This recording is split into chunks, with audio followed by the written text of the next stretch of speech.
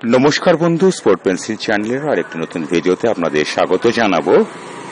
একটা কথা আজকে বলতে বাধ্য হচ্ছি বন্ধু, ইস্ট বেঙ্গল ক্লাব তাদের 6 জন বিদেশি ফুটবলারকে চূড়ান্ত করে ফেলেছে। এরপরেও কিন্তু ইস্ট বেঙ্গল ক্লাবের 7ম বিদেশি আসার একটা সম্ভাবনা এখনো পর্যন্ত আছে।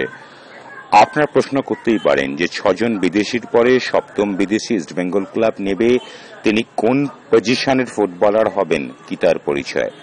আসছে বন্ধু সে প্রসঙ্গে। দুর্দান্ত ফুটবলার এবারের ইস্টবেঙ্গল দল, কর্মকর্তারা দাবি করছে যে গত 4 বছরের তুলনায় এবারের দলটা সেরা দল তারা গঠন করেছে। হ্যাঁ বন্ধু, কিছু বক্তব্য কিন্তু ভীষণভাবে আছে। তার আগে আমি আপনাদের সঙ্গে এবারের ইস্টবেঙ্গল ক্লাবের 6 জন বিদেশি ফুটবলারের সাথে পরিচয় করে দিই। প্রথম পরিচয় করাবো হিজাজি মাহের, তার সঙ্গে 2 বছর চুক্তি ইস্ট বেঙ্গল ক্লাব করে ফেলেছে। এরপরে যিনি ফিটনেস পরীক্ষায় উত্তীর্ণ হয়েছেন, মাত্র 4টে ম্যাচ খেলে যিনি নিজেকে লাল হলুদ জার্সি গায়ে প্রমাণিত করেছেন, সেই জেডান এলসিও রয়েছেন। একটা দুর্দান্ত বিষয় যে এশিয়ান কোটার ফুটবলার দুজন আছে।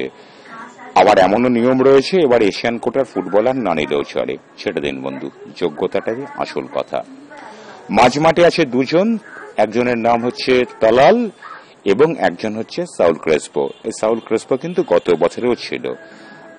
আক্রমণ ভাগের দিকে যদি আমরা তাকাই, সেখানে কিন্তু দেখব গত মরশুম বা গত 2 মরশুমের ক্লেটন সিলভার সঙ্গে রয়েছেন দিমিত্রিয়েস, যিনি গত মরশুমে 13খানা গোল করে সর্বোচ্চ গোলদাতা হয়েছিলেন।